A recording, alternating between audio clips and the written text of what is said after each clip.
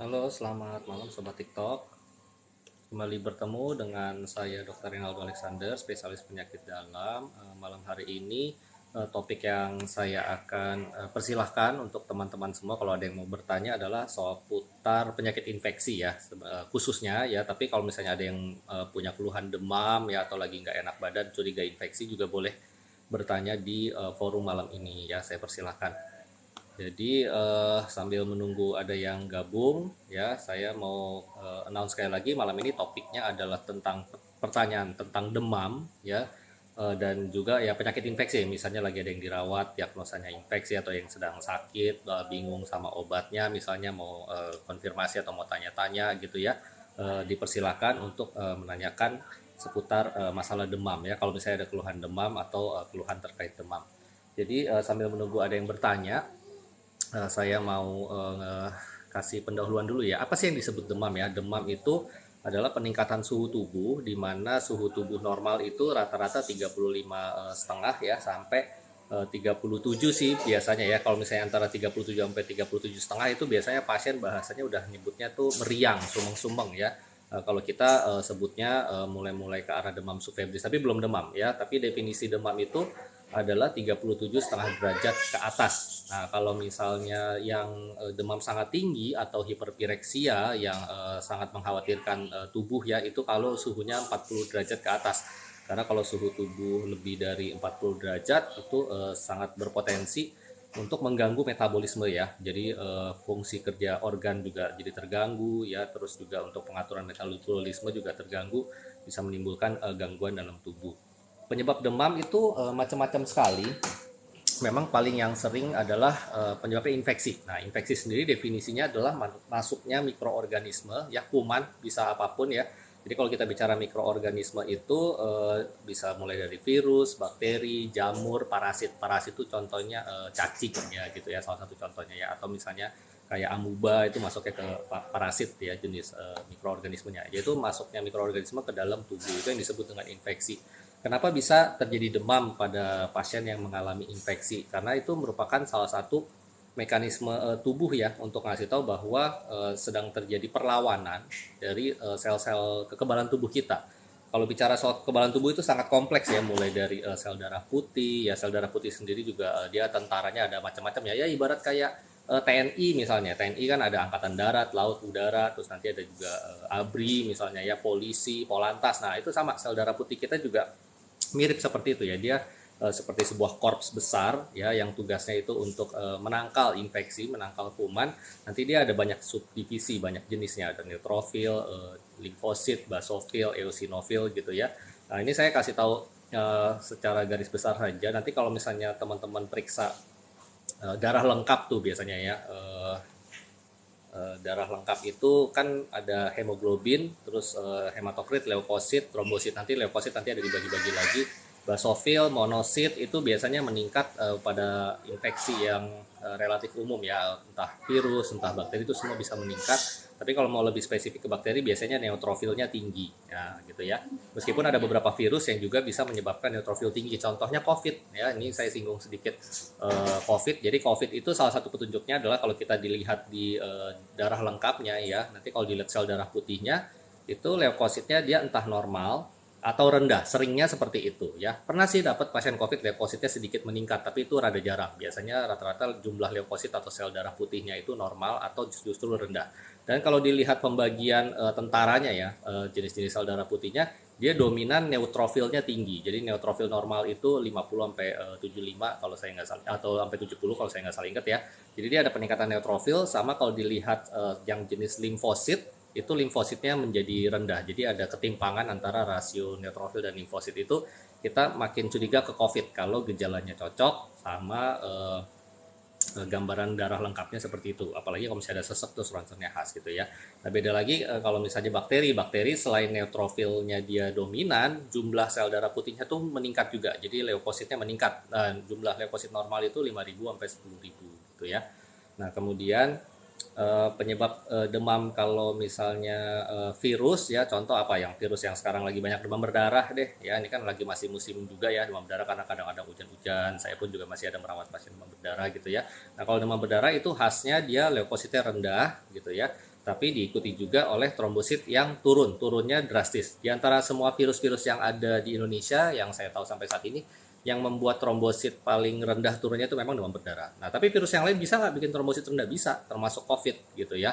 Bahkan infeksi bakteri tertentu yang bisa mempengaruhi produksi darah di sumsum tulang, misalnya tifus contohnya gitu ya. Seringkali kita temukan trombositnya juga rada rendah. Jadi banyak sekali clue-clue yang bisa membedakan ini penyebab demamnya, infeksinya apa gitu ya. Nanti mungkin kalau misalnya mau ada yang nanya ke sana saya lebih jawab spesifik satu-satu ya karena luas sekali sih memang, tapi biar dipahami gini aja ya intinya, demam paling sering itu infeksi paling sering. Kalau misalnya bukan infeksi dicari tahu kuman nggak ada gitu ya, dan nggak ketemu gejala yang ngarah infeksi, apalagi penyebabnya peradangan ya. Peradangan itu bisa macam-macam ya. Peradangan bisa misalnya pasien autoimun atau pasien kanker ya, karena kan kanker itu juga benda asing ya, tumor dalam tubuh atau kanker biasanya yang sifatnya lebih ganas itu akan diserang sama daya tahan tubuh kita juga, karena daya tahan tubuh kita pengen berusaha menghabisi sel kanker juga, jadi itu juga bisa memunculkan demam. Terus penyebab yang lain adalah kalau ini kekurangan cairan atau dehidrasi seperti itu ya.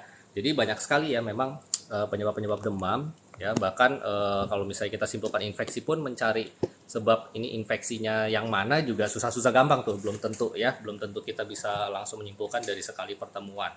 Nah makanya juga kalau ke dokter pasti jarang deh dokternya sebut misalnya oh ini virusnya adenovirus atau oh ini virusnya penyebabnya CMV misalnya, karena kalau mau cari tahu semua gitu banyak sekali pemeriksaan yang harus diperiksa ya. Ya memang paling paling jelas untuk mendapatkan kumannya apa itu entah pemeriksaan kultur atau PCR. Nah sekarang dengan segitu banyak dugaan virus dan bakteri masa semuanya diperiksa ya, terlalu banyak habis biaya sama sekali gitu kan.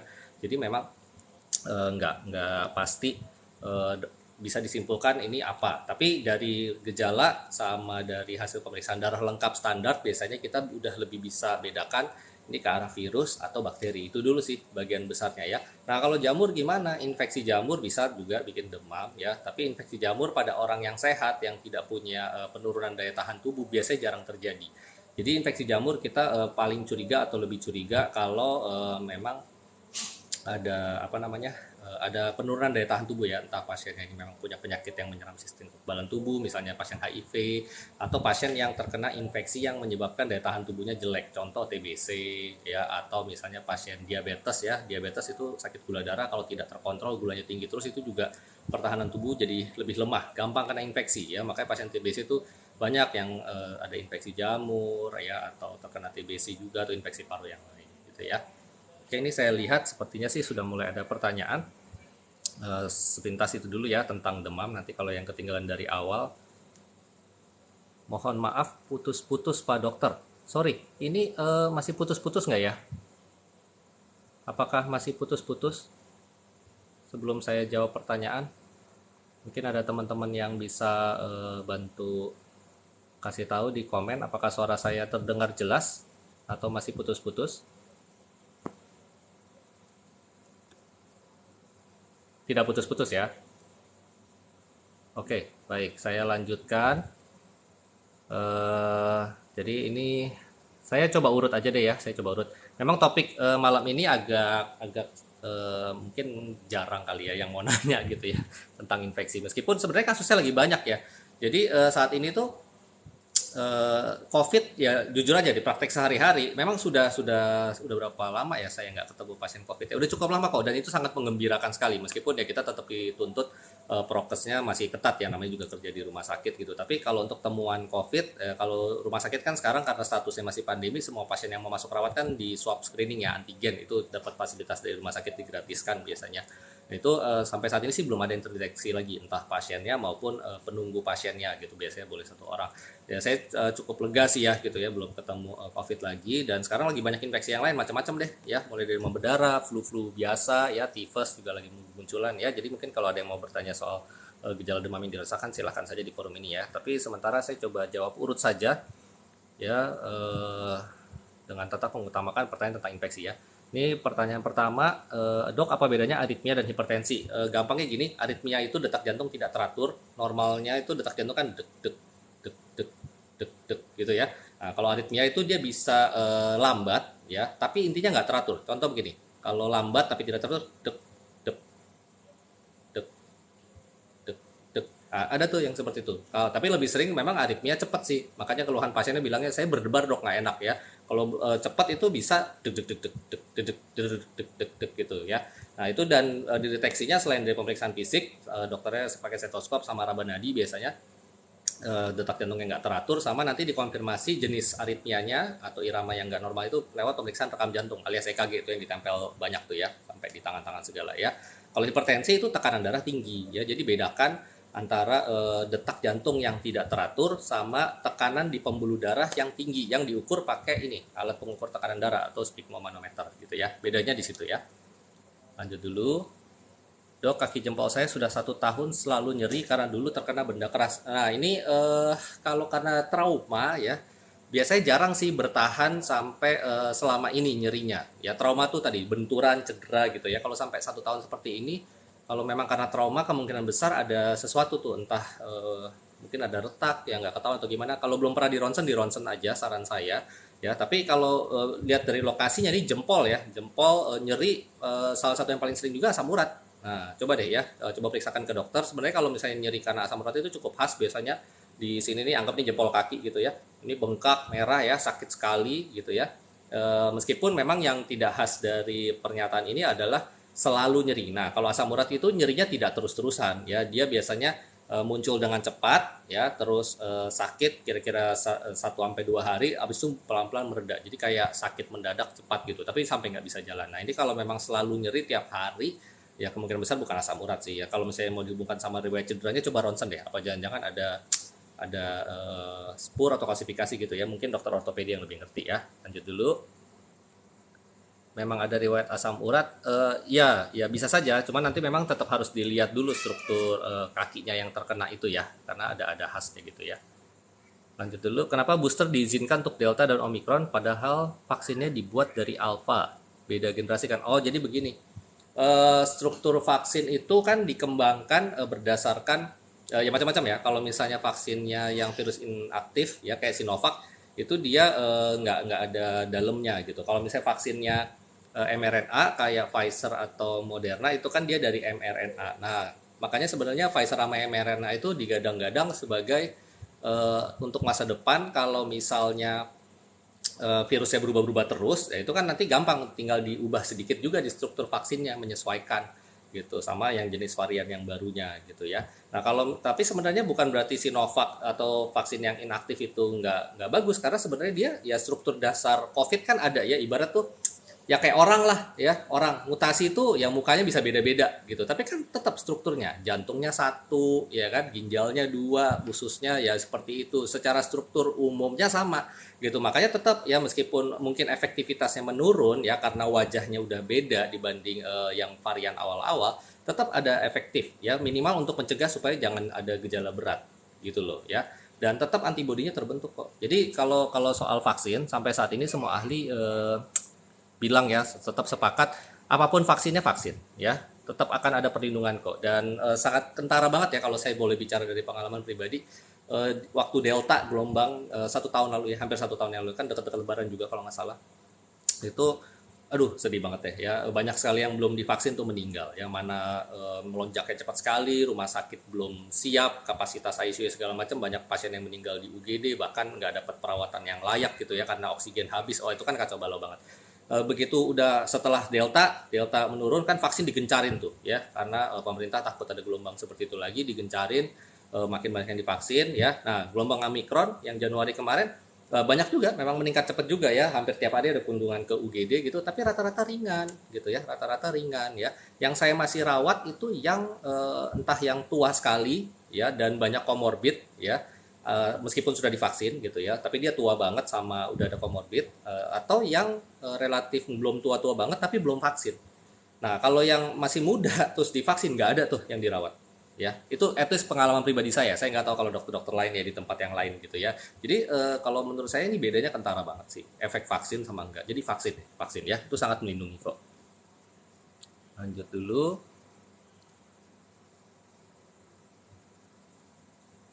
Oh, ini tadi jempol kaki sudah saya jawab ya. Malam dok, saya mau tanya, dalam sebulan ini belakang saya terasa nyeri sebelah kiri agak serasa. Ini belakang maksudnya mana? Punggung atau tengkuk? rasa bergerak sendiri ini keluhannya sangat nggak spesifik sekali ya. Kayaknya kalau nyeri ya dilihat-lihat dulu ya. Kalau misalnya tubuh bagian belakang, punggung atau pinggang itu ya macam-macam sih. Tapi paling sering sih otot ya. Apalagi kalau misalnya nyerinya itu makin berat ketika melakukan gerakan tertentu. Ya diperiksa deh. Kalau kayak gini nih mesti periksa fisik. Bahkan kadang-kadang mungkin perlu ronsen atau apa gitu ya. Udah ronsen aman. Oh ya berarti mungkin ada peradangan. Ya masih mungkin sih radang asam urat Pak. Ya ini bapak atau ibu sih saya nggak tahu. Cuman apa ya kalau asam urat mestinya sih nggak terus-terusan radang ya. Mestinya nggak terus-terusan radang ya. Harus saya mesti lihat sih bentuk jempolnya nih kalau misalnya kayak gitu ya. Oke ini ada yang tanya tentang obat antibiotik ya. Dok, apakah metronidazole menyebabkan lemas, jantung berdebar, dan BAB warna gelap? Jawabannya tidak ya. Metronidazole itu adalah salah satu kelas antibiotik, biasanya ditujukan untuk infeksi di saluran cerna atau infeksi yang kita curiga kumannya nih anaerob. Jadi kuman bakteri itu ada yang aerob, ada yang anaerob, yang tidak butuh oksigen banyak untuk berkembang biak istilahnya tuh ya kalau anaerob. Nah, metronidazole ini cocok untuk kuman-kuman seperti itu. Metronidazole efek samping paling sering mual muntah. Itu aja sih ya. Tapi kalau misalnya ini lemesnya bukan karena mual muntah, apalagi ini ditambahkan keluhan jantung berdebar dan BAB-nya gelap alias kehitaman, saya malah jadi curiga ya, apakah jangan-jangan ada luka di lambung ya, ada luka di lambung sehingga ada perdarahan ya. Soalnya kalau ada darah di lambung terus kena asam lambung, itu darah yang warnanya merah berubah jadi hitam karena reaksi oksidasi ya. Jadi kalau kita buang air besar warna hitam, itu kemungkinan besar ada perdarahan di saluran cerna atas. Dan kalau misalnya keluar darah terus-menerus kan HB-nya turun, anemia, kurang darah, itu bisa bikin lemas dan jantung berdebar-debar. Ini gejalanya cocok banget untuk kesana nih ya. Kalau misalnya memang tambah lemas apalagi kelihatan kulitnya warna pucat, segera ke UGD ya. Jadi saya pakai obat koyo ya. Kalau misalnya pakai koyo enakan biasanya itu sih karena otot ya. Nah, kalau otot prinsipnya begini, diistirahatkan nomor satu, boleh dikompres pakai dingin gitu ya. Ya sama mau dipijit-pijat ringan sudah silahkan ya. Memang saya capek dan kerjanya jualan. Biasanya otot kalau kayak gitu ya. Dok, bagusnya dokter apa yang saya jumpai untuk mengobati jempol? Bisa dua, entah ke spesialis penyakit dalam kalau mau menyelidiki ke arah kemungkinan kelainan reumatologi atau peradangan sendi ya, entah itu asam urat atau rematik dan sebagainya, atau bisa juga ke spesialis ortopedi, bedah ortopedi ya. Kalau misalnya curiga apakah ini ada faktor dari benturan yang dulu. Memang saya sudah 10 tahun sakit diabetes dok, saya minum obat tiap hari Janumet dan Diamikron. Wah ini obatnya bagus banget ya, termasuk obat minum diabetes yang cukup bagus. Kalau gulanya terkontrol lanjutkan ya. Tapi kan vaksin COVID bukan universal seperti flu, beda generasi ya beda vaksin. Vaksin flu itu sebenarnya tiap tahun diperbaharui loh ya. Jadi vaksin influenza ya. Jadi yang dimaksud dengan flu ini bedakan ya, bukan flu. Jadi orang tuh nganggapnya flu itu kayak yang standar tuh, yang sakit tenggorokan ya, terus jadi pilek, ingusnya meler, terus bersin-bersin, gatel ya, terus badan pegelinu tapi nggak sampai demam. Itu kan yang sering tuh ya, yang orang bilang-bilang flu. Itu vaksin influenza bukan untuk itu. Kalau itu namanya common cold, flu biasa. Kalau influenza beda, gejalanya lebih berat, sakit kepalanya berat, terus bisa demam tinggi ya, dan bisa berkomplikasi ke radang paru. Makanya karena ada potensial bisa lebih membahayakan, bahkan di luar negeri ada cukup banyak ditemukan kasus kematian karena influenza, diciptakan vaksinnya. Nah, yang namanya virus, entah itu influenza atau ini sekarang COVID yang lagi pandemi gitu ya, memang karakteristiknya adalah bermutasi terus. Ya, apalagi kalau penularannya gampang sekali. Influenza itu dia ya selain lewat droplet ya dia juga bisa lewat udara ya kalau misalnya apes kena gitu ya. Nah, vaksin influenza itu tiap tahun diperbaharui. Kenapa? Karena dia selalu mutasi. Jadi dalam setahun terakhir ya karena vaksin ini udah lama ya, penemu vaksinnya ini udah canggih lah, udah ngerti gimana cara berubah cepat vaksinnya dan yakin efektif dan aman gitu ya. Dia setiap tahun meneliti, oh tahun ini varian yang lagi dominan influensanya influenza yang ini gitu. Ya udah kita untuk tahun ini kita suntik vaksin influenza yang jenis ini gitu. Jadi makanya aturan dewasa untuk vaksin influenza disuntik tiap tahun. Nah, yang jadi pertanyaan, COVID bakal kayak gitu nggak? Kalau misalnya ternyata mutasinya sekencang influenza, ya kita tunggu aja. Bisa jadi. Ya intinya ya untuk mencegah lah ya, karena sakit itu nggak enak ya kan. Banyak orang bilang ya udah yang penting jaga imun aja nanti juga sembuh ya, most likely sih iya ya, tapi apakah anda mau sakit berkali-kali ya, jujur aja perawat di tempat saya tuh udah ada yang kena covid 3 kali gitu. Anda mau jadi sarjana covid berapa kali gitu kan tetap sakit nggak enak gitu ya. Apalagi kalau mengingat bisa menularkan dan bisa membahayakan orang yang populasi rentan. Dalam arti kata misalnya di rumah ada yang orang tua segala macam, ya Anda kuat, imunnya bagus gitu ya, bisa sembuh diri. Kena yang punya komorbid atau yang nggak bisa divaksin di rumah, entah karena suatu hal yang lain nggak bisa divaksin, kenapa-napa, nah dosanya di siapa? Itu aja sih yang mesti dipikirin ya. Dok, aku udah vaksin kedua tapi di kliniknya ini masalah vaksin lagi ya.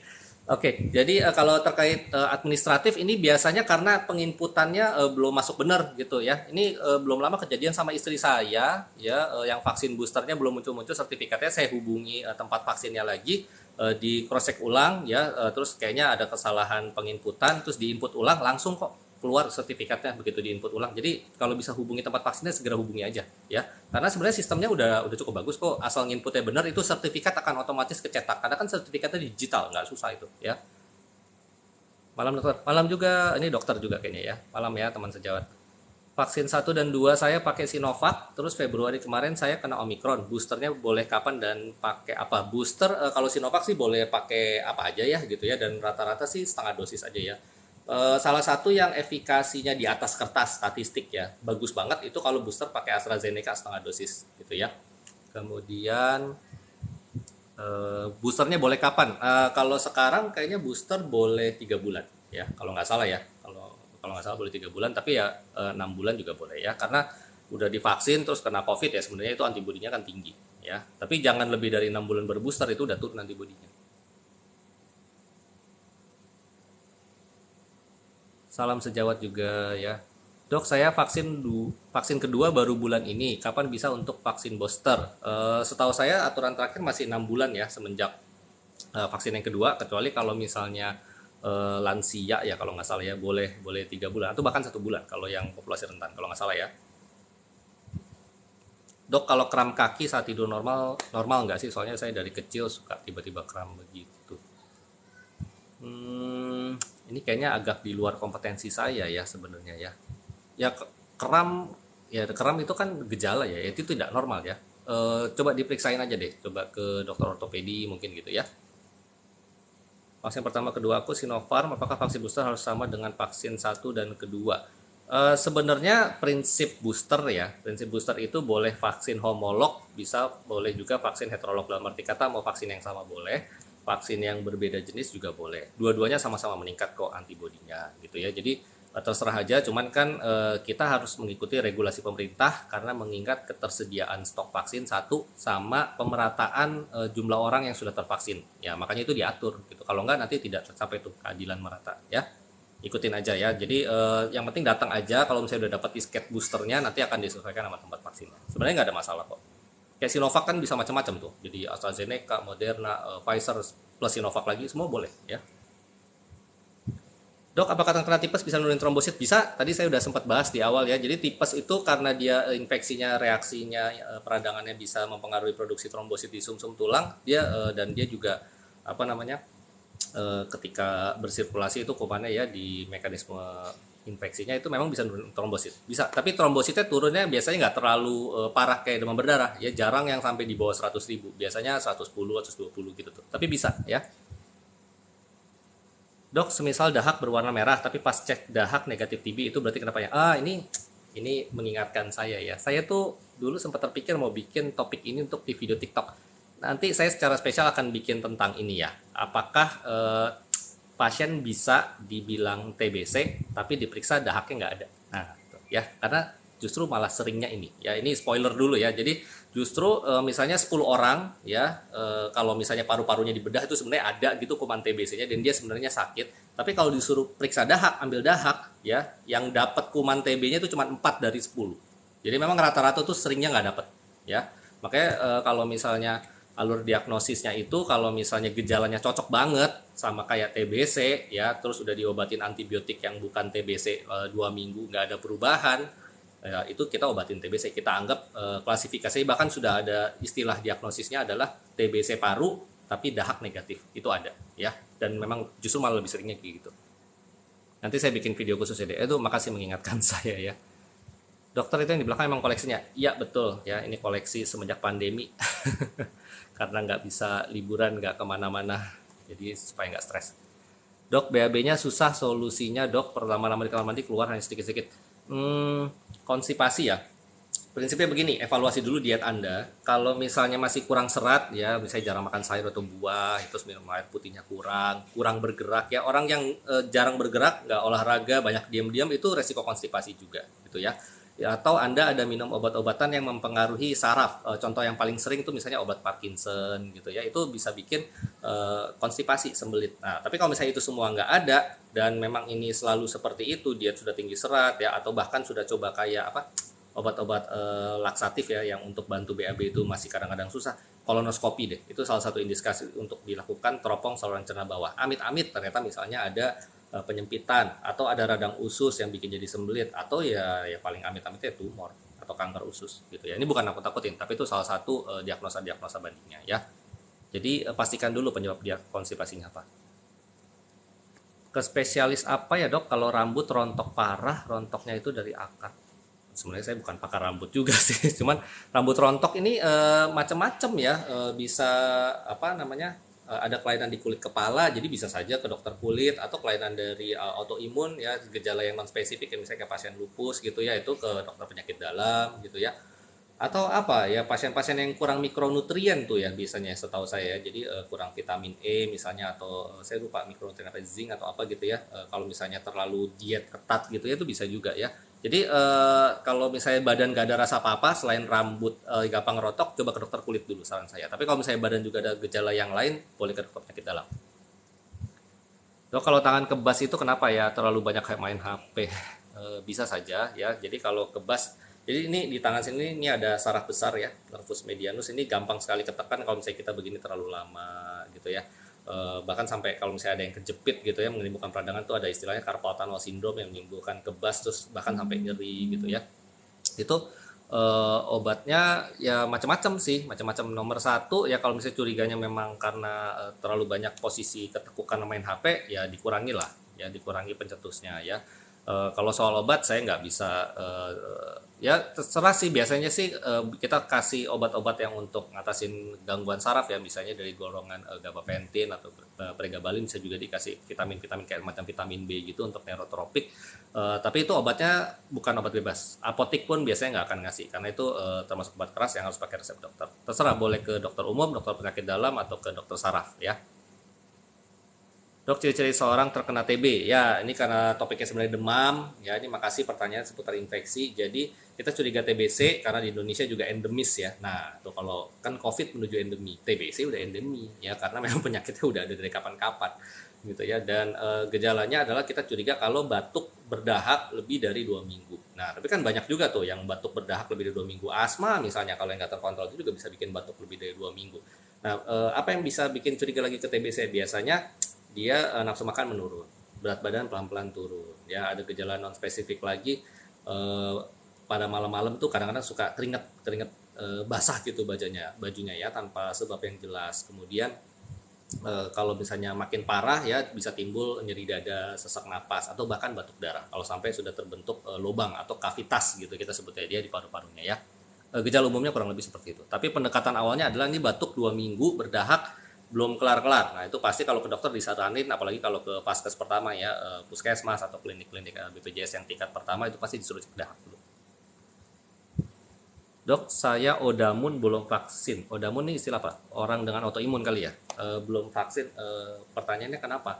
Autoimun itu boleh vaksin, dan sebenarnya termasuk prioritas yang harus divaksin, karena kalau autoimun amit-amit kena COVID ya, cenderung resiko gejalanya jadi berat, meskipun tidak selalu juga sih. Ya, syarat untuk vaksin yang penting kondisi autoimunnya terkontrol dengan baik, tidak flare ya, dan ya syukur-syukur tidak terlalu pakai obat mengatur imun yang terlalu keras ya, gitu ya. Ya ini memang harus dapat rekomendasi dari dokter penyakit dalam atau dokter yang nangan autoimunnya ya, terserah dokter alergi imunologi atau konsultan reumatologi biasanya ya. Vaksin juga tetap kena. Ya iya betul. Kenapa belum paham-paham juga sampai sekarang? Vaksin itu adalah mempersiapkan antibodi kita supaya siap untuk melawan virusnya, tapi bukan berarti virusnya nggak boleh masuk, ya. Jadi makanya ini tadi di awal saya bilang definisi infeksi adalah masuknya kuman ke tubuh kita. vaksin itu tidak membuat misalnya di hidung kita, mulut atau mata yang tempat-tempat masuk virus itu jadi kayak ada selaput yang sehingga virusnya nggak bisa masuk. Enggak, virusnya tetap bisa masuk. Nah, cuman kalau bedanya apa? Kalau sudah divaksin kan tubuh sudah ada antibodi atau tubuhnya dia lebih cepat bikin antibodinya ketika virusnya masuk. Jadi si virus ini berkembang biaknya belum terlalu banyak, ya kerusakan yang ditimbulkan masih sedikit, udah keburu diatasi. Jadi nggak kena sakit yang parah. Sama kayak anak-anak kita divaksin BCG, tahu ya? Yang di sini tuh yang bikin apa kadang suka ada bekasnya gitu ya. Itu kan vaksin BCG untuk TBC. Terus apakah pas besarnya atau selama masih anak-anak bisa kena TBC? Bisa, banyak kok yang masih kena TBC. Ya kan BCG itu vaksin wajib umur 2 bulan bayi kan rata-rata semua di BCG, tapi gedenya tetap bisa kena TBC, bisa, tapi kemungkinan besar gejala TBC-nya ringan gitu loh. Vaksin influenza yang tadi saya sempat sebut ya, kalau di vaksin influenza pasti nggak kena influenza, enggak, tetap bisa kena ya, tapi gejalanya ringan, nggak berbahaya, itu tujuannya vaksin ya, tolong dipahami ya, ini kan mesti udah pada pinter-pinter lah, edukasi tentang vaksin ini sudah sangat banyak sekali, jadi jangan jangan justru jadi tidak suka sama vaksin cuman gara-gara merasa di PHP-in, nggak gitu ya. Vaksin memang kerjanya dia menyiapkan antibodi supaya tubuh bisa lebih siap menghadapi infeksi, jadi nggak sakit berat. Nah, supaya nggak kena gimana, ya itu masker pakai yang bener, jangan dipakai di leher gitu ya, mendingan nggak usah pakai masker sekalian ya, jadi aneh lehernya nggak kelihatan. Dokter, kalau punya penyakit tiroid apakah harus minum obat seumur hidup? Tergantung penyakitnya apa, tapi kalau ini bicara hipertiroid yang karena autoimun misalnya gitu, atau habis ini ya, pengangkatan tiroid sehingga kalau hormon tiroidnya nggak ada, atau habis tiroiditis, radang tiroid sehingga menyebabkan kekurangan hormon tiroid, yaitu biasanya harus dikasih obat terus-terusan sih ya. Karena hormon tiroid itu penting untuk metabolisme. Jadi tergantung diagnosanya. Tapi ada juga yang nggak perlu terus-terusan, tergantung diagnosa dari dokternya ya, tanyain aja nanti kayak yang merawat. Dok, kalau seperti mau pingsan ketika berdiri atau di keramaian itu sakit apa ya? Kalau hanya spesifik di keramaian biasanya ini terkait cemas biasanya ya, biasanya terkait cemas ya, soalnya aneh kok pingsannya cuman di keramaian doang gitu ya, itu ada istilahnya apa, fobia gitu, saya lupa gitu ya, tapi kalau misalnya memang karena cemas tuh biasanya ada gejala lain ya, berdebar awalnya gitu, terus kayak ada perasaan suka apa istilahnya, aura ya, jadi kayak orang, aduh ini kayaknya mau pingsan nih gitu ya. Nah, itu biasanya terkait psikosomatik. Nah, kalau kayak gitu mesti ke dokter psikiater biasanya.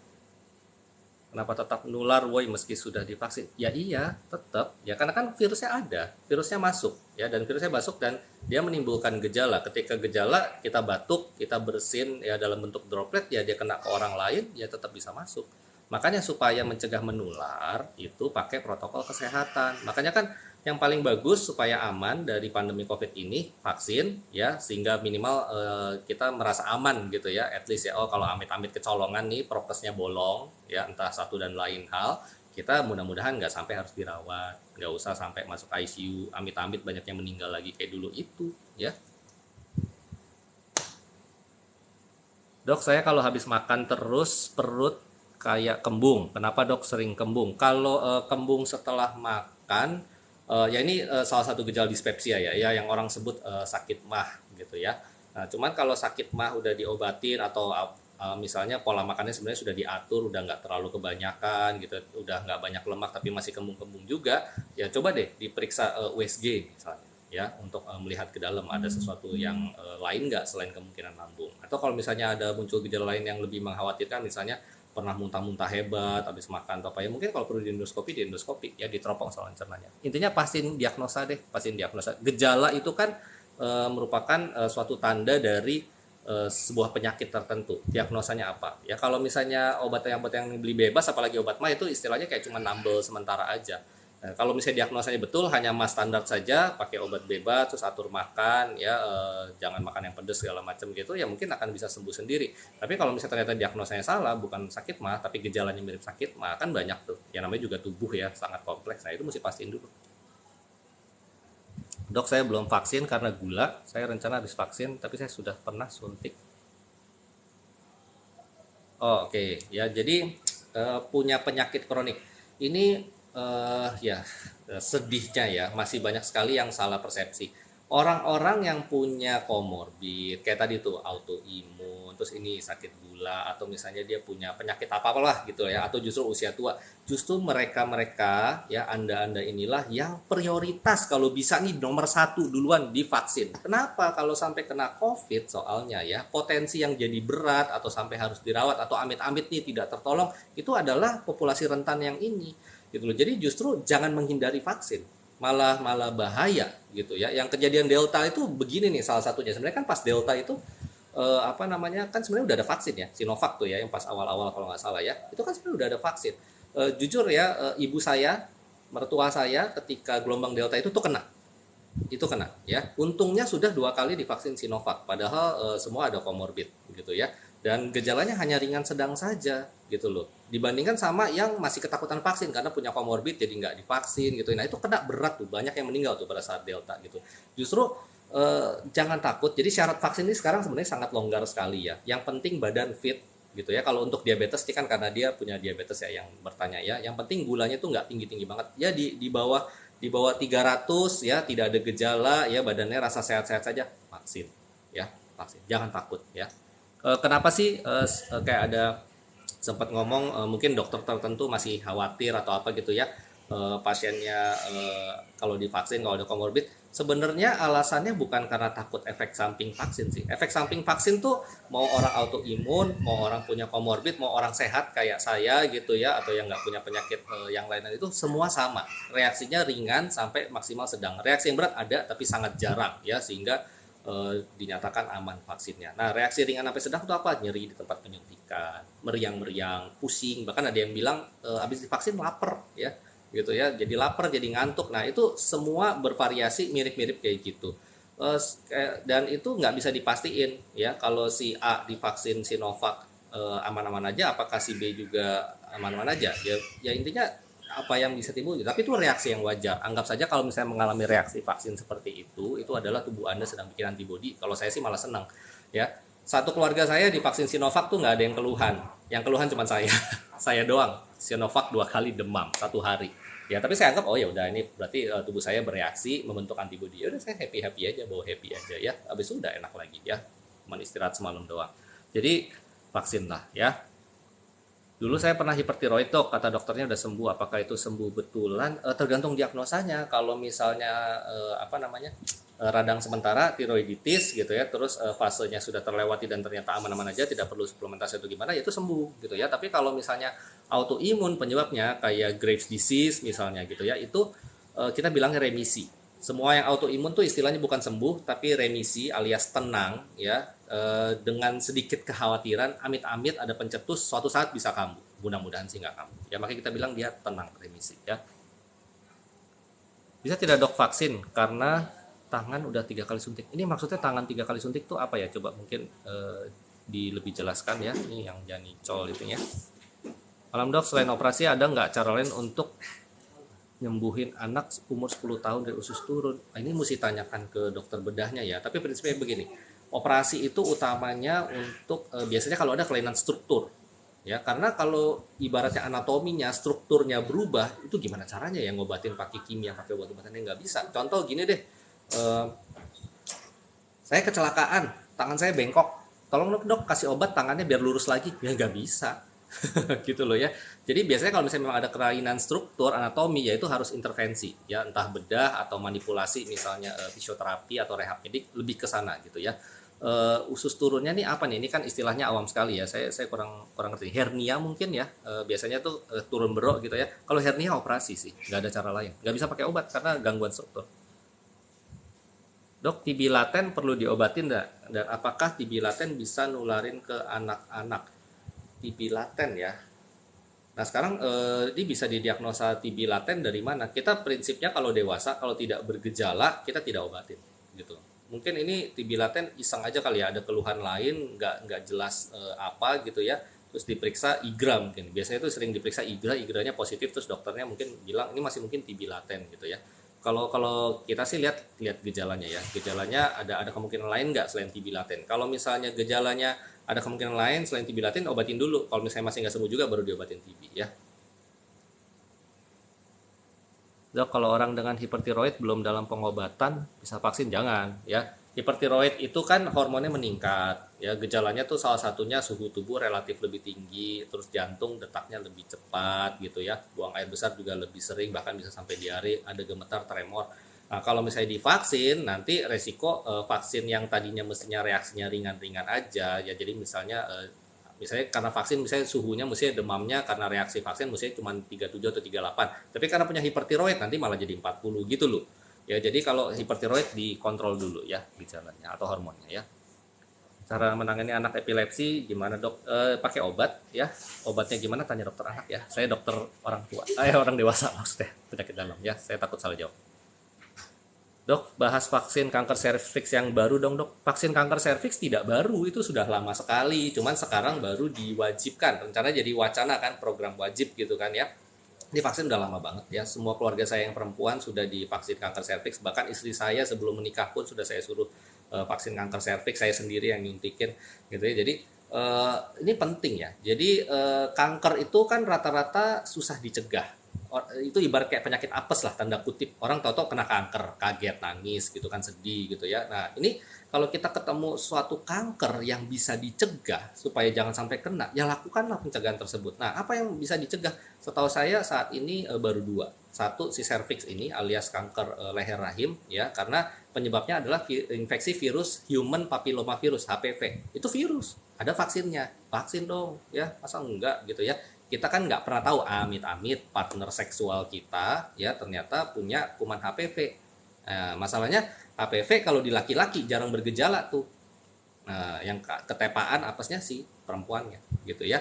Jadi kalau Anda perempuan ya mau menikah atau amit ya, atau misalnya mau melakukan aktivitas seksual lah istilahnya ya. Kan sekarang banyak yang nggak nikah juga ngelakuin gitu ya, yang nggak bagus. Itu vaksin ya, karena kita nggak pernah tahu partner seksual kita oke apa enggak gitu ya. Dok, apakah sama autoimun dengan imunosupresan? Beda. Kalau autoimun tuh adalah reaksi kekebalan tubuh kita menyerang diri sendiri sehingga menimbulkan gejala atau kerusakan. Kalau imunosupresan adalah obat yang bisa menekan aktivitas imun yang berlebihan dari tubuh seseorang yang kena autoimun gitu ya. Mudah-mudahan ngerti ya. Dok, orang dengan hipertiroid aman untuk vaksin? Aman asal hipertiroidnya terkontrol. Jadi kalau belum terkontrol jangan dulu. Dok, mau tanya kelebihan obat buspiron dibanding ansiolitik yang lain apa ya untuk bantu penelitian? Buspiron ini kalau saya nggak salah inget ya gitu ya, dia lebih untuk gangguan ansietas yang panik deh kalau nggak salah inget ya. Tapi nanti mungkin coba harus cross check lagi gitu ya. Saya buspiron ini agak jarang sih di praktek sehari-hari, juga agak susah nyari obatnya ya.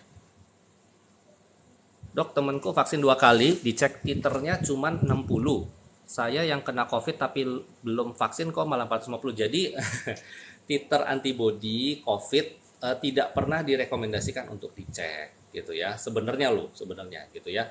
Cuman kan ada orang yang merasa tenang kalau misalnya dia cek udah ada nih antibody gue udah terbentuk nih gitu. Ya itu cuma sekedar bikin tenang aja. Jadi kita tidak bisa bilang yang angkanya kecil itu pasti lebih jelek dibanding yang angkanya besar. Enggak gitu, karena tubuh kita punya ada istilahnya tuh sel memori. Nah yang penting asal sel memorinya ini terbentuk dengan baik, di mana kita nggak bisa ngecek sel memori gitu ya di lab gitu ya.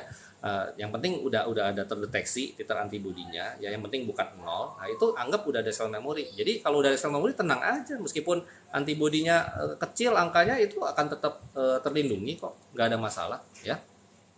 Jadi sebenarnya nggak direkomendasiin untuk bandingin titer antibodi kayak gitu ya. Nanti malah bikin tenang, aduh kok angka gue kecil ya gitu. Tenang aja, nggak ada masalah. Kemarin udah USG hasilnya bagus dok, batu ginjal nggak ada, tumor di perut nggak ada, katanya suruh USG usus.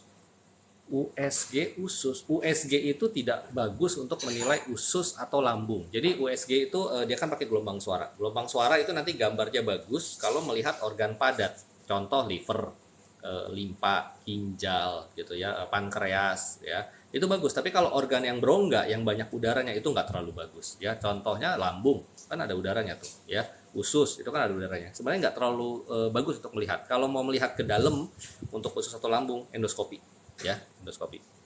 Coba ditanya lagi nih maksudnya USG usus apa, saya nggak ngerti, nggak ada sih istilah USG usus. Tangannya pernah sakit dok, olinya habis. Olinya kita bukan mesin sih. Ini maksudnya ini kali ya, cairan sendi kali ya, synovial fluid maksudnya ya. Mungkin itu penyakit pengapuran ya, osteoartritis. Biasanya yang dihubung-hubungkan sama cairan sinovial sendi habis atau berkurang itu adalah osteoartritis. Itu berhubungan sama degeneratif atau usia biasanya ya. Jadi udah 3 kali suntik. Oh, ini maksudnya disuntik itu ya nggak ada masalah ya. Yang penting ikutin ininya ya, karena itu nggak boleh terlalu sering juga setahu saya ya. Dokter, setelah vaksin kok malah sering pusing temanku. Nah ini periksa ya. Kalau misalnya memang ada keluhan yang jadi menetap atau mengganggu dan nggak ada faktor lain selain habis vaksin ya, periksa. Justru yang kayak gini-gini perlu diteliti ada hubungannya sama vaksin atau enggak gitu ya. Kalau perlu ya mungkin nanti ke dokter saraf, kalau perlu sampai di CT scan segala macam ya, diperiksa aja ya. Assalamualaikum, selamat malam dokter. Waalaikumsalam, selamat malam. Dokter mau tanya, makanan yang dilarang untuk penyakit lupus nefritis. Jadi ini adalah keterlibatan ginjal pada pasien autoimun ya, kena lupus ya. Lupus bisa demam ya. Jadi karena ini sebenarnya hari ini bahasnya demam, autoimun apapun bisa menyebabkan demam. Justru kalau demam kita udah cari-cari nggak jelas, terus ada kayak radang sendi atau apa ya, kita harus curiga autoimun ya. Nah kalau nefritis dilihat dulu derajat kebocoran protein di ginjalnya sama fungsi ginjalnya masih bagus apa enggak. Kalau secara umum sih biasanya nggak boleh terlalu banyak daging ya, karena daging itu proteinnya sangat tinggi, takutnya memperberat fungsi ginjal ya, apalagi kalau misalnya fungsi ginjalnya sudah menurun GFR-nya. Sama yang kedua, kalau kita bicara autoimun apapun, usahakan makan makanan yang natural, alami, jangan yang pakai pengawet-pengawet, jangan yang sering dibakar-bakar, diasap-asap kayak gitu ya. Junk food itu dihindari. Itu aja sih ya. Dok, apakah ada efek samping alergi setelah suntik vaksin? Bisa aja. Alergi mah apapun ya, nggak cuma vaksin gitu ya. Anda minum obat yang selama ini belum pernah dikonsumsi, terus tiba-tiba alergi, bisa. Anda makan sesuatu yang seumur hidup belum pernah makan, baru pertama kali alergi, bisa. Ketemu serangga tertentu gitu ya, misalnya lagi bertualang ke hutan mana, terus ketepaan, alergi, bisa gitu ya. Jadi nggak terbatas hanya pada vaksin, apapun bisa. Dokter, asam lambung disebabkan oleh apa? Kalau bahasa kedokterannya adalah ketidakseimbangan antara faktor proteksi sama faktor perangsang. Aduh, susah tuh ya dipahamin ya. Gampangnya begini deh. Asam lambung itu kan memang perlu ya. Tubuh kita perlu asam lambung untuk proses pencernaan. Tapi supaya jangan sampai asam lambung itu mencederai sel-sel lambung kita, kan ada faktor proteksi ya. Salah satunya misalnya prostaglandin ya, terus mukosa lambung itu ya, apa namanya, mukus ya, apa sih, lendir lambung, itu kan faktor-faktor proteksi. Nah kalau tidak seimbang tuh antara faktor asam lambung, apa yang bikin asam lambung meningkat? Misalnya stres gitu ya, stres itu bikin produksi asam lambung meningkat gitu ya. Terus apalagi yang bisa bikin melemahkan unsur proteksi di lambung, melemahkan mukus atau melemahkan prostaglandin, obat-obatan anti nyeri. Jadi makanya tuh obat-obatan anti nyeri yang orang sering minum itu kan sering sekali bikin gangguan lambung gitu ya. Jadi kalau misalnya ada ketidakseimbangan itu, terjadilah penyakit yang namanya asam lambung ya.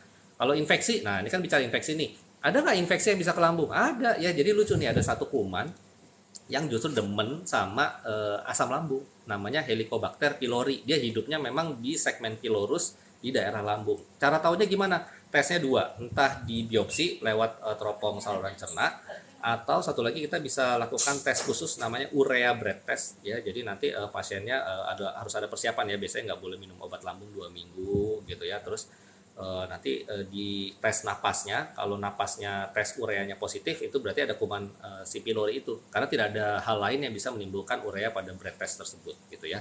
Nah tapi ini tesnya relatif mahal, seingat saya harganya 1 jutaan deh kalau nggak salah, dan cuma bisa di lab tertentu gitu ya. Kalau yang bisa mau di cover BPJS, dirujuk ke dokter konsultan gastro, nanti di endoskopi, diteropong, nanti di daerah yang radang, apalagi kalau radangnya di pylorus, di biopsi, dilihat di mikroskop, ada kumannya nih, diterapi. Kalau nggak diterapi, sakit lambungnya nggak kelar-kelar, bahkan bisa menyebabkan luka atau bahkan kanker. Nah itu ya.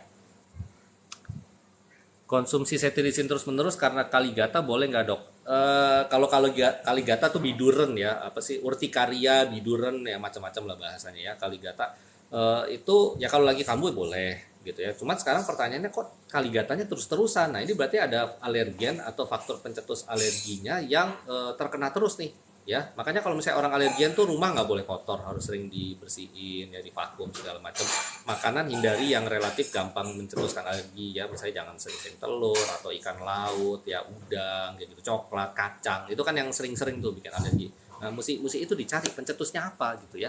Atau stres kronik. Ada loh orang biduran atau kaligata karena stres berat yang berlangsung terus-menerus, itu ada ya. Jadi cari dulu penyebabnya. Buka cetirizine boleh ya, tapi kok aneh masa terus-terusan kaligata? Kan gatal sekali, nggak enak. Kalau ada riwayat jantung bocor, apa diharuskan juga divaksin, dok? Sebenarnya semua orang disarankan untuk vaksin, apalagi ini pandemi gitu ya. Kalau punya penyakit yang spesifik seperti ini harus minta rekomendasi dari dokter yang merawat. Dalam hal ini ya Anda harus minta rekomendasi dokter jantung. Kalau kondisinya jantungnya fine-fine aja, nggak ada masalah yang gimana-gimana, boleh kok. Bahkan orang yang habis kena serangan jantung, misalnya udah setahun yang lalu nggak pernah ada keluhan, fine-fine aja, vaksin, nggak ada masalah ya. Kalau pipis sakit kenapa ya dok? Paling sering dua hal ya. Kalau nggak ada infeksi di saluran kencingnya atau batu lewat biasanya ya, jadi ada batu saluran kemih gitu ya. Periksa aja urinnya ya, urin analisis namanya. Bagusnya ke uro atau ke ahli bedah untuk penderita hernia. Kalau ini hernia yang dimaksud adalah usus, ke ahli bedah ya.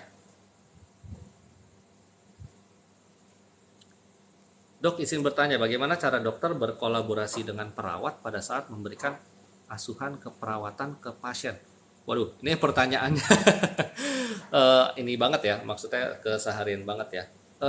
Ya kolaborasinya sih, ya kan biasanya kalau dokter datang memeriksa pasien gitu, apalagi dokter spesialis itu kan nanti didampingi oleh si perawat gitu ya.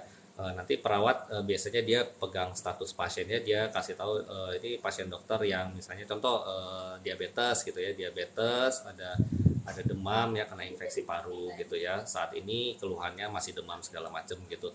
Jadi dibantu untuk menyampaikan kondisi terakhir biasanya ketika saat datang. Terus kan perawat itu kan dia di ruangan dampingin lama ya, jadi tahu tuh sejam yang lalu pasiennya baru demam gitu. Jadi perawat ini perannya penting, tanpa perawat dokter nih pusing gitu ya. Jadi perawat sama dokter itu kalau menurut saya stratanya tuh sama ya, sama-sama penting untuk memberikan kesembuhan untuk pasien, karena kalau nggak ada kerjasama yang baik antara dokter dan perawat, percaya deh ya akan ada miskomunikasi, bisa sampai salah terapi, pasien yang dirugikan. Jadi memang harus berkolaborasi dengan baik gitu ya, komunikasi ya. Perawat harus sampaikan data dengan lengkap apa aja yang kejadian selama di ruangan, karena dokter kan nggak terus-terusan stay di situ ya, periksa pasien banyak.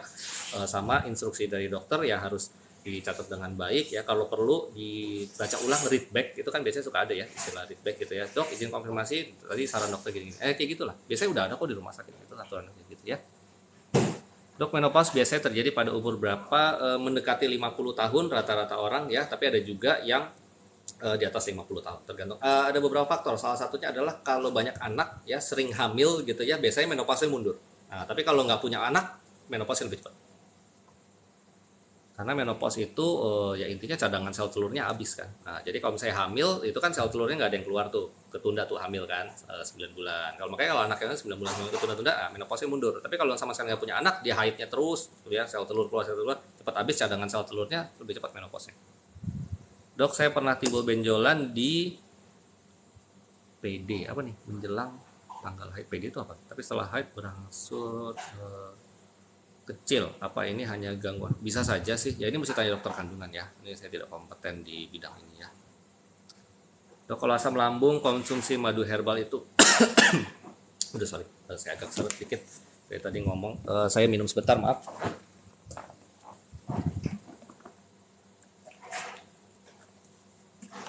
Sorry, intermezzo dikit. Dok, kalau asam lambung konsumsi madu herbal itu nggak apa-apa dok. Jadi madu itu sifatnya individual sekali ya. Kalau pasien-pasien saya itu ada yang madu nggak bisa untuk asam lambungnya, tapi ada yang bisa-bisa aja. Saran saya sih kalau perut kondisi asam lambungnya udah baik, udah nggak ada keluhan, silahkan coba. Tapi yang namanya coba itu kan dikit ya, bukan balik ke awal dari itu ya. Sama kayak pedes nih. Orang, aduh dok saya nggak bisa kalau makan nggak ada pedes dok. Ya udah silakan coba ya. Tapi yang namanya coba sedikit. Nah, kalau yang sedikit aja perut Anda kumat, ya udah harus merelakan. Berarti kalau saya tidak mau merasakan sakit, jangan makan tersebut.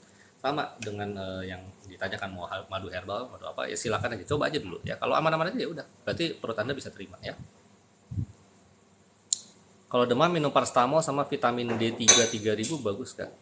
Paracetamol boleh. Paracetamol adalah obat demam yang salah satu yang paling aman, asal jangan overdosis ya. Maksimal 1 sampai 2 tablet sekali minum.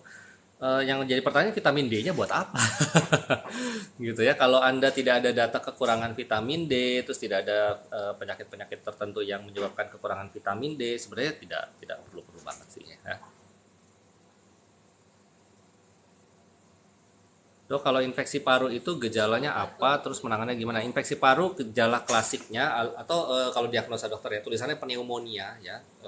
COVID itu pneumonia ya, viral pneumonia, pneumonia radang paru karena virus gitu. Meskipun tidak selalu pasti kena radang paru, kalau yang ringan-ringan sih nggak sampai radang paru. Gejalanya adalah batuk, sesak napas, dan demam. Itu trias klasiknya. Jadi kalau sudah ada batuk, sesak napas, dan demam, itu kemungkinan besar pneumonia alias radang paru ya. Malam dokter, kalau di leher panas kenapa ya? Salah satu penyebabnya kayak saya barusan ya, habis ngomong banyak kurang minum. Atau ya radang tenggorokan ya, bisa radang tenggorokan. Jadi ya diperiksa aja dulu ya. Kalau misalnya memang ada infeksi di sekitar mulut, gigi mulut, telinga, coba deh raba di sini ya. Kadang-kadang bisa ditemukan kayak ada pembesaran kelenjar yang kita sebut kelenjar getah bening. Kalau ada pembesaran ya dan memang ada nyeri atau sakit atau panas di sekitar telinga sampai ke bawah itu sampai ke leher, itu radang biasanya, bisa karena virus, bakteri, atau inflamasi atau autoimun ya macam-macam. Dokter, suplemen tambahan apa yang baik buat saya pasca kemoterapi CA-MAME? CA-MAME ini kanker payudara, badan sakit semua, tulang-tulang. Macem-macem sih gitu ya, tapi dan tergantung obat kemoterapinya apa yang dipakai gitu ya. Nah ini sebenarnya paling baiknya tanyakan ke dokter yang memberikan kemoterapi ya. Tapi secara umum ya, obat-obat kemo itu kan kadang-kadang, apalagi ini keluhannya badan sakit ya, carilah yang ada mengandung vitamin B kompleks biasanya. Mereknya bisa macam-macam, terserah mau Patigon atau apa yang lebih canggih dikit, Neurobion 5000, silakan aja gitu ya. Sama yang penting banyak makan sayur dan buah. Makanya pasien-pasien yang kemoterapi itu supaya jangan sampai ada gangguan mikronutrien gitu ya. Apalagi kan biasanya kalau habis kemo itu kan suka mual gitu ya, penyerapan makanannya terganggu karena mual muntah segala macam. Itu harus banyak makan sayur buah ya. Sama boleh pakai susu-susu tertentu ya untuk membantu pemulihan gitu ya. Itu tanya ke dokter yang meresepkan kemoterapinya ya.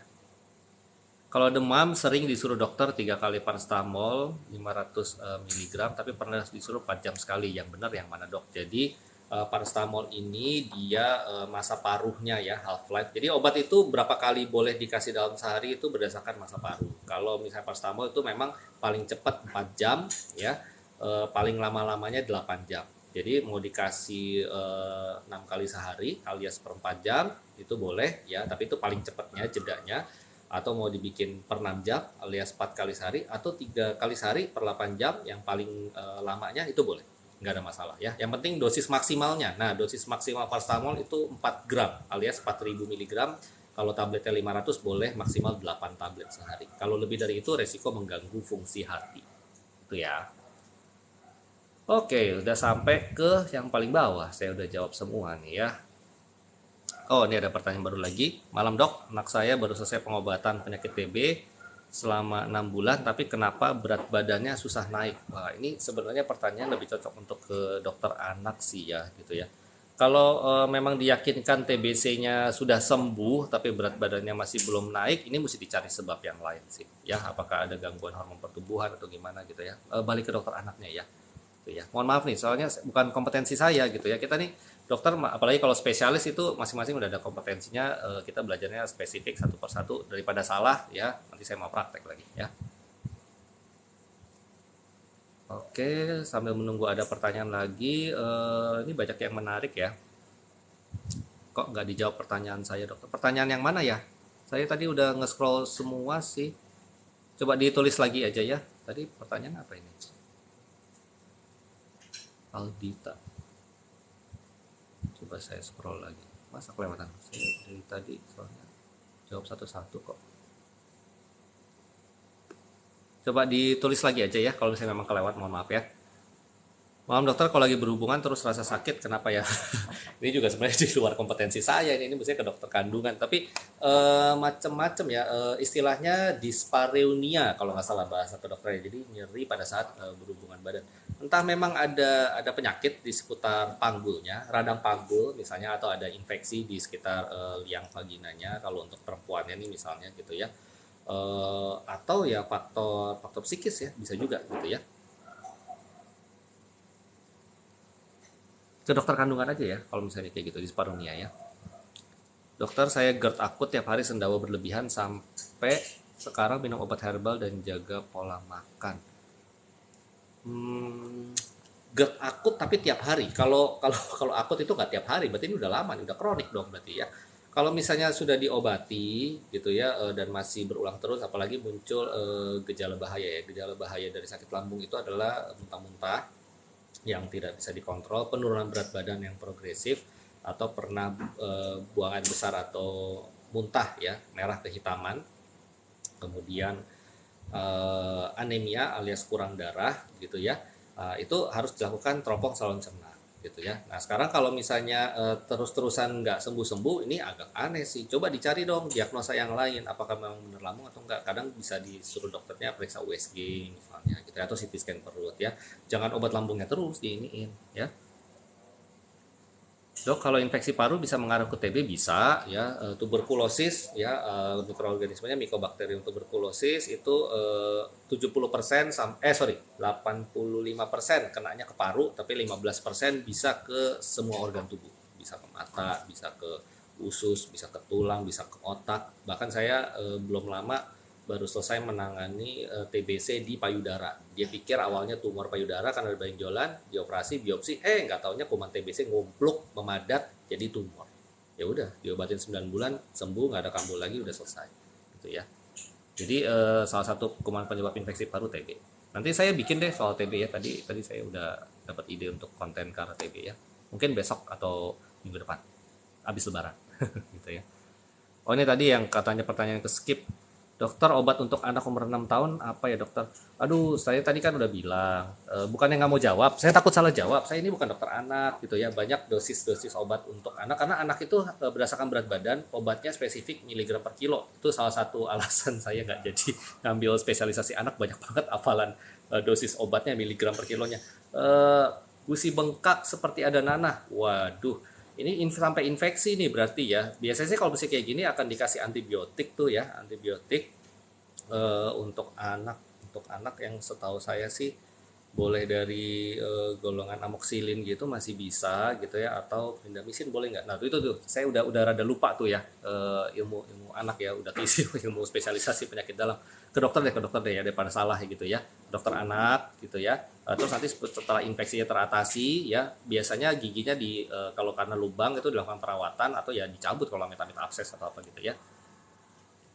Dok, SPD bagian apa? SPPD, spesialis penyakit dalam ya, untuk organ-organ dalam itu biasanya ya, termasuk penyakit hormonal, diabetes ya, tiroid yang tadi ya, yang banyak tanya ya, sakit mah kayak gitu-gitu ya. Aku GERD SMA ansietas. Nah ini biasanya memang saya udah curiga kalau misalnya sakit lambungnya bolak-balik kambuh, itu biasanya ada faktor psikis ya. Bukan karena pasiennya stres terus jadi sakit mah, jangan salah ya. Kadang-kadang penanganan sakit mah yang di awal mungkin kurang tepat, atau mahnya ini berlangsung berkepanjangan sehingga bikin stres. Jadi stresnya itu karena ngerasain sakit nggak sembuh-sembuh. Akibatnya nanti jadi kayak lingkaran setan ya. Sakitnya agak kelamaan, dia jadi stres bikin penyakitnya, stresnya bikin asam lambung naik, udah muter-muter aja tuh, bolak balik gitu ya. Nah jadi ya memang harus dikontrol ansietasnya atau kecemasannya. Kalau susah dikontrol dengan apa ya, dengan relaksasi atau segala macam, kalau perlu bantu obat pakai obat gitu ya, ke psikiater deh ya. Psikiater tuh sekarang malah lebih seringnya ini loh nanganin yang kayak begini-begini ya, stres apalagi masa pandemi, atau kecemasan atau depresi misalnya gitu ya, dibanding orang tuh kalau dulu kan stigmanya ke psikiater orang tanda kutip ya, orang tidak waras gitu. Sekarang malah kayaknya itu nggak terlalu banyak gitu ya, kalau yang saya lihat ya lebih banyak tuh yang kayak begini-begini ya, itu ranah psikiater juga, atau penyakit dalam yang konsultan psikosomatik juga bisa. Dok, kalau demam kan berarti ada infeksi virus. Demam 85% penyebabnya infeksi. Infeksi bisa virus, bisa bakteri, bisa jamur, bisa parasit. Jadi belum tentu virus juga. Ya, cuman kalau mau tahu demam seperti apa yang sangat curiga virus, biasanya demam yang munculnya mendadak dan tinggi. Contoh demam berdarah itu kan virus denggi gitu ya. Itu demamnya sebelumnya santai-santai aja, mungkin masih bisa main bola, tiba-tiba besoknya blek ya, sakit kepala banget, panas tinggi ya, suhunya biasanya sampai 39, atau bahkan 40 itu virus paling seringnya. Termasuk influenza. Influenza juga pola demamnya seperti itu. Kalau dia demamnya sumeng-sumeng kayak mering-mering dulu dok, terus besoknya tambah lebih anget ya. Jadi awal-awal mungkin suhunya 379, besoknya kok 38, besoknya kok 38 setengah, jadi makin naik itu bakteri khasnya alias stepping ladder. Termasuk tipes gejalanya seperti itu ya. Tipes itu kan bakteri ya. Lanjut dulu. Istri saya sering sakit pinggang, menurut dokternya ada batu di empedu. Kalau ini perlu periksa lab apa? Kolesterol. Ya, kalau dari saya kolesterol, soalnya penyebab batu empedu paling sering kolesterol. Ya, apalagi kalau orangnya gemuk. Lanjut dulu. Ya dok, aku suruh kontrol emosi kecemasan, pernah sempat diopnoman dikasihnya obat. Nah iya, ya, jadi kalau dengan kontrol emosi itu mungkin masuk ke bagian ini ya, apa namanya, cognitive behavioral therapy gitu ya. Ini susah-susah gampang dan memang butuh waktu gitu ya. Tapi kalau misalnya mungkin bisa meringankan ya, nomor satu kalau orang yang psikosomatik seperti ini ya, yakinlah di tubuh Anda tidak ada penyakit serius, itu dulu. Nah karena biasanya ini udah dari dokter ke dokter nih, ya dia ngerasa badan nggak enak ya, gejalanya mengganggu sekali, periksa dokter satu nggak ada yang apa-apa, masih nggak yakin juga karena ngerasa badan nggak enak, pindah dokter, jadi shopping dokter gitu ibaratnya ya. Yakinlah sama hasil pemeriksaan tersebut ya, biar tidak ada yang serius ya, jadi minimal itu sedikit mengurangi kecemasan Anda ya. Dok, pergelangan di atas mata kaki tumbuh jadi flek hitam kulitnya. Waduh, kalau masalah ada flek-flek ini ke dokter kulit ya, ke dokter kulit. Aduh, ini makin di luar kompetensi saya nanyanya nih. Dok, saya cervicalgia, kepala pusing, oyong tiap hari. Maksudnya ini ada sakit di leher ya. Kalau misalnya di leher ya, di cervical ya, tulang belakang bagian leher, itu bisa sih memang menyebabkan sakit kepala ya, bisa saraf kejepit atau spasma itu tegang di otot sini ya. Biasanya nanti dikasih anti peradangan ya sama dokter saraf biasanya ya, sama fisioterapi gitu ya. Dokter, ayah saya sakit sirosis hati. Nah, ini baru bidang saya kalau sirosis ya. Kenapa ya dok? Ayah saya belakangan ini sering linglung parah. Wah, ini bukan bermaksud menakut-nakuti, tapi kalau misalnya sudah ada gangguan konsentrasi seperti itu, hati-hati sirosisnya memberat atau terjadi yang namanya dekompensasi akut gitu ya. Saran saya segera ke dokter ya, kalau perlu diperiksa ya sirosisnya ada perburukan apa enggak, karena pencetusnya bisa macam-macam, apalagi kalau sudah usia lanjut ya. Jadi yang bisa menyebabkan perburukan cepat dari sirosis sehingga ada gangguan kesadaran atau gangguan konsentrasi seperti itu, linglung segala macam, atau biasanya ada perubahan pola tidur. Coba deh ya, ini pesan saya ya, coba dilihat pola tidur ayahnya. Kalau misalnya tidur itu mestinya malam. Kalau yang sirosisnya dekompensata atau terjadi ensefalopati hepatik namanya ya, yang tahap awalnya itu siklus tidurnya berubah. Yang biasanya malam dia malah tidurnya siang-siang atau malah pagi. Kalau misalnya ada itu terus jadi sering linglung gitu ya, atau apalagi diajak ngomong suka kayak apa bahasa gaul, lemot gitu ya, tanda kutip sorry ya, itu hati-hati ya, mesti cari penyebabnya. Kalau orang tua biasanya entah ada infeksi pencetusnya atau ada perdarahan lambung ya, atau ada gangguan elektrolit atau dehidrasi. Nah itu salah satu indikasi untuk dirawat sebenarnya ya, jangan dibiarkan makin parah ya, makin susah nanti ngebalikinnya, soalnya cepat ke rumah sakit deh. Udah terapi 4 bulan dok tapi masih sakit. Ini yang tadi yang mana ya? Oh, yang cervical dia itu tadi ya. Kalau sudah diterapi ya tapi masih sakit, lihat lagi diagnosanya. Bener nggak diagnosanya? Jadi kita prinsip di kedokteran itu, pasien bergejala ya, kita periksa fisik, kita periksa entah lab atau ronsen atau USG atau apa gitu ya. Kita bikin yang namanya diagnosa kerja. Diagnosa kerja ini bisa betul bisa salah. Makanya ada yang namanya diagnosa banding gitu ya. Diagnosa banding adalah kemungkinan-kemungkinan yang lain. Amit-amit saya kasih obat untuk yang diagnosa kerja saya ternyata nggak respon atau nggak sembuh, baru kita pikirin diagnosa. Udah kasih obat buat diagnosa banding masih nggak beres lagi, kadang kita perlu kaji ulang lagi, kadang kita perlu tanya ulang lagi, perlu periksa lebih teliti lagi mungkin gitu ya. Jangan-jangan diagnosanya salah atau ada penyebab yang lain. Kalau misalnya diagnosanya sudah betul, apa jangan-jangan memang penyakitnya ini sudah sampai tahap yang komplikasi sehingga tidak bisa kembali normal. Itu harus dikomunikasikan yang jelas sama dokternya ya. Ke dokter saraf sih biasanya kalau misalnya yang kayak gitu-gitu ya. Coba nanti tanya lagi ya. Mau dikasih depram dok, kalau mau tidur kok nggak bisa, malah tangan kaki kalau mau dibuat tidur kram kuning. Kalau obatnya nggak cocok ya kembali lagi ya ke psikiaternya ya. Memang obat-obat psikotropik itu perlu adjustment ya, perlu evaluasi, makanya kontrol ya. Nggak segampang itu sih memang dapat obat yang cocok. Demam turun, apakah virus, bakteri, atau jamurnya juga dah menurun infeksinya? Jawabannya bisa iya, bisa tidak gitu ya. Tapi sebagian besar kalau misalnya tadinya demam terus demamnya hilang, biasanya memang itu pertanda sistem imun kita sudah lebih menang sama kumannya gitu ya. Dokter praktik di mana? Saya praktek di Planet Bekasi yang banyak truk dan macet itu. Ya di Siloam Bekasi sepanjangnya ya.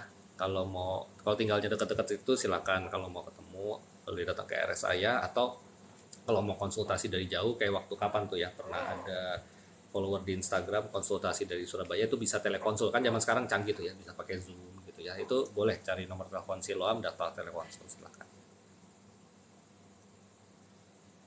Udah sering keluar masuk rumah sakit dok? Iya dok, ayah malam suka jalan-jalan dan suka main. Ya ini berarti, tapi kalau ensefalopati hepatiknya masih nggak sembuh-sembuh kayak gitu, biasanya masih ada faktor yang akutnya nih. Kalau misalnya faktor akutnya semua sudah diatasi ya, misalnya sudah tidak ada kurang cairan, tidak ada gangguan elektrolit, tidak ada infeksi segala macam, ya berarti ya mohon maaf nih, berarti sirosisnya alias penyakit hati kroniknya memang sudah makin memburuk ya, harus benar-benar dijagain nih ayahnya ya, dan didoain ya.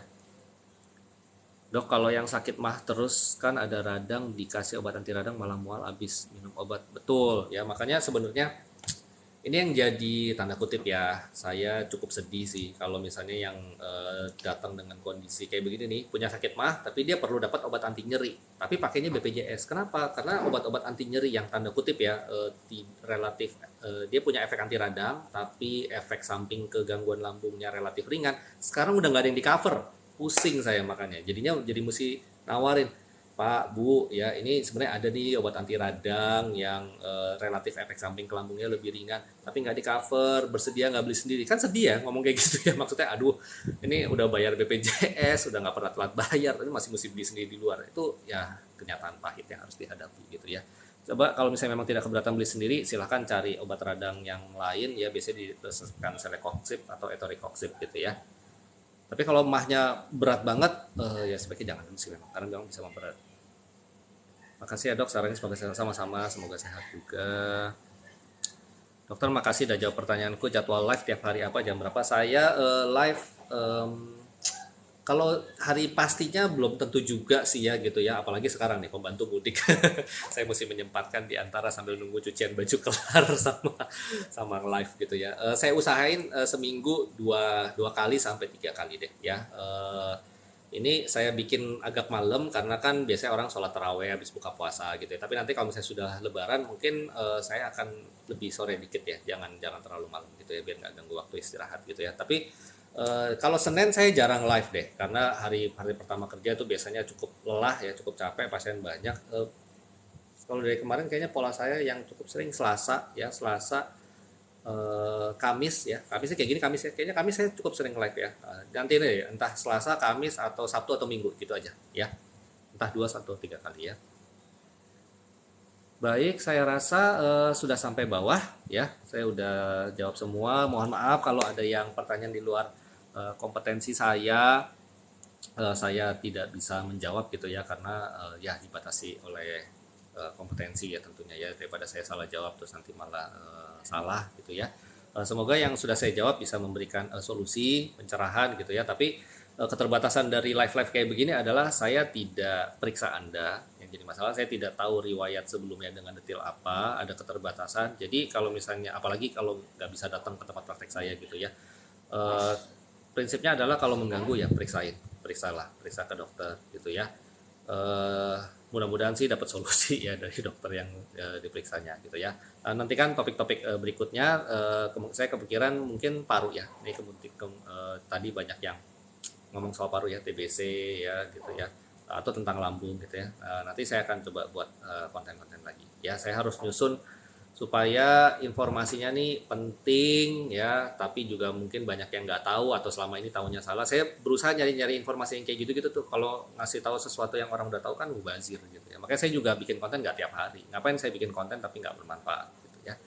Oke, sekian dulu ya live malam ini. Nggak terasa udah 1 jam lebih ya. Semoga bermanfaat, semoga semuanya sehat-sehat. Terima kasih yang sudah berpartisipasi. Salam sehat, salam waras.